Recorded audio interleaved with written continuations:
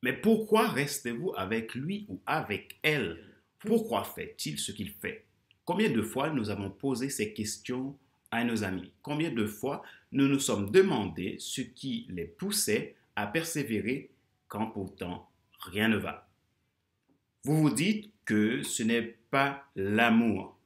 Qu'est-ce que c'est alors? Un sentiment qui nous rendrait immuablement heureux? Un long fleuve tranquille où au bord il n'y a que des roses sans épines, prêtes à accueillir sans effort? Bonjour mesdames, messieurs, merci d'avoir rejoint Monday Motivation, là où vous pouvez changer de vie. Avec Monday Motivation, vivez votre lundi comme un excellent week-end.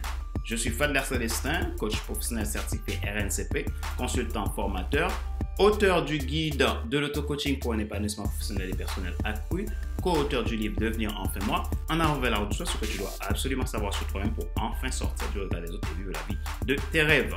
Nous sommes à l'épisode numéro 40 de la série Monday Motivation. Si vous aimez Monday Motivation et que vous voulez nous encourager, abonnez-vous. Cliquez sur le bouton s'abonner et activez la cloche pour être alerté. Notre sujet d'aujourd'hui, quand on aime, on passe à l'action. Qu'est-ce qui fait que vous vous posez autant de questions sans jamais passer à l'action? Sentez-vous un manque inouï de le faire ou pas? Pourquoi depuis tant d'années vous vous plaignez, mais sans jamais mener une action pour changer les choses? De quoi cela est-il dû? Ce dimanche, pendant que j'étais à l'église, une pensée m'est venue sur l'amour. Et je me suis dit, qu'est-ce qui fait que l'on serait prêt à tout pour quelqu'un ou pour avoir certaines choses dans notre vie? On peut avoir peur, mais pourtant on décide de le faire quand même, en laissant nos peurs loin derrière nous. Dans une formation que je donnais à un groupe, une mère a dit, moi, mon fils est toute ma vie. Quelqu'un peut me faire tout à moi, mais il ne faut jamais toucher à mon fils. En faisant une réflexion, j'ai compris que l'amour est plus fort que tout. L'amour se partage, cependant, l'inverse est aussi vrai.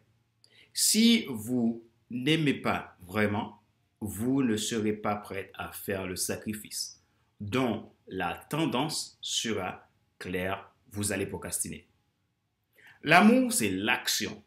Ce que vous aimez, ce que vous désirez, vous êtes prêt aussi à passer à l'action pour l'atteindre. Et ceci, peu importe les difficultés que vous pourrez rencontrer.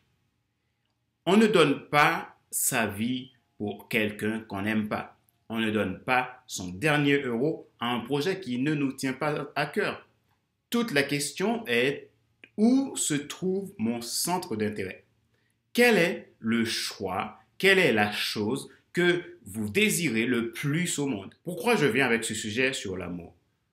J'aimerais, dans cet épisode, vous faire comprendre une chose. Vous avez besoin de trouver ce qui fait palpiter votre cœur. Ce qui fait palpiter votre cœur à un point tel que le danger, le blâme, le regard des autres, le manque d'argent ne seraient plus pour vous des excuses pour ne pas passer à l'action et aller réaliser votre rêve. Cela fait des mois que vous subissez une situation. Vous êtes sur un chemin alors que vous savez que ce n'est pas le bon. Mais par peur de l'inconnu et ce sentiment que vous êtes mieux dans votre zone de confort, vous n'osez pas dire stop. Posez-vous la bonne question aujourd'hui. Que voulez-vous devenir? Il est encore temps pour faire demi-tour. Cela fait trop longtemps que vous savez que cette situation où vous en êtes n'a pas lieu d'être et que vous devez faire ce à quoi vous êtes appelé. Si vraiment votre cœur est dedans, vous pouvez. Il y a deux cas de figure pour comprendre que l'amour, c'est de l'action. Prenez l'exemple quand vous aimez une personne. Deuxièmement, prenez l'exemple quand vous avez trouvé une passion. La personne que vous aimez, vous êtes prêt à tout faire pour elle. Vous ne comptez pas vos heures, vous l'aimez tellement que vous l'avez trouvée plus belle, plus excellente que tous les autres êtres sur Terre. Quand vous avez une passion, un rêve, une vision profonde, quand vous décidez vraiment de vous y mettre, rien ne peut vous en empêcher. En revanche, quand vous ne le sentez pas, deux choses peuvent vous arriver. Vous risquez de subir les circonstances ou alors vous risquez de faire le travail des autres. Aujourd'hui, j'aimerais vous dire qu'il est temps que vous trouviez le vrai sens de votre vie. Il est temps que vous trouviez votre destinée, ainsi votre passion. Vous avez de la valeur. Votre réussite est dans votre passion. Si vous sentez que dans ce que vous faites, le cœur n'y est pas, il est temps d'arrêter. Si vous êtes dans une relation toxique et que vous sentez que c'est complètement contradictoire avec vos valeurs, il est donc temps de vous y arrêter. Si vous sentez que vous faites un travail, que vous avez plus de stress en arrivant sur les lieux le lundi matin qu'au lieu de vous sentir épanoui, l'ambiance est morose, il est temps de faire le changement. L'amour vient du cœur. L'amour est dans l'action et la simplicité. C'est ce qui fait que vous donnez de la valeur à ce que vous faites.